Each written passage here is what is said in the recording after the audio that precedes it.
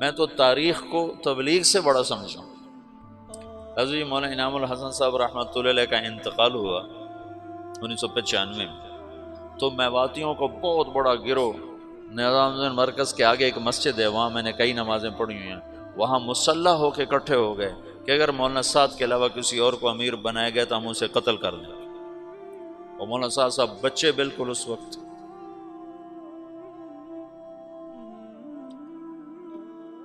30 سال بھی عمر نہیں تھی اس وقت ان کی، تو ہمدردیاں وابستہ ہو جاتی۔ اور ایک طبقہ مولانا زبیر صاحب کا ساتھی ہوگی کہ اگر مولانا زبیر صاحب کے علاوہ کسی اور کو امیر بنایا گیا تو ہم اس کو زندہ نہیں چھوڑیں گے۔ یہ تو مفتی زین العابدین رحمۃ اللہ علیہ کو تبلیغ والے دعا دیں، جو اس وقت ان کی صلاحیتیں کھل کر سامنے آئیں۔ وہ فتوے کے مفتی تو اتنے نہیں تھے کہ وہ بعد میں مطالعے کا موقع ہی ختم ہو گیا، شروع میں افتاء میں کام کیا تو اس سے مفتی کہلانے لگے، لیکن بعد میں تو ان کے سفر تھے، لیکن تبلیغ کا مفتی شاید ہی ماں نے ایسا جنا جس نے اتنے بڑے اختلاف کو ایسے جوڑا۔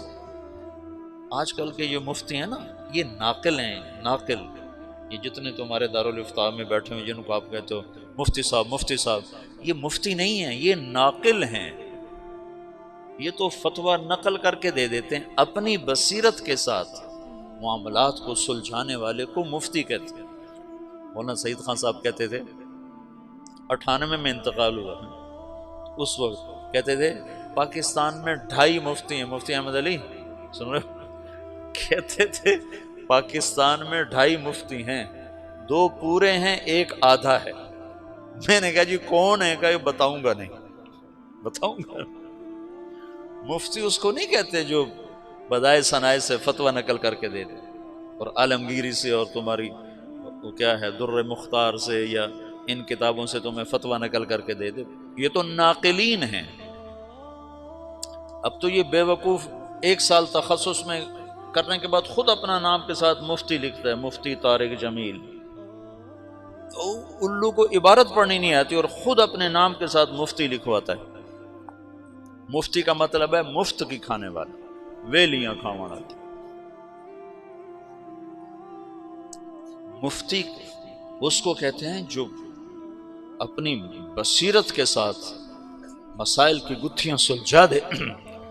ساری زندگی مفتی صاحب رحمۃ اللہ علیہ کی قدر، اللہ کا شکر ہے تمام اکابر کی قدر دل میں رہی، تو مفتی صاحب کا روب داب، جلال اور شاہی ٹھاٹ باٹ ایسے ذرا بود رہتا تھا، بود رہتا تھا،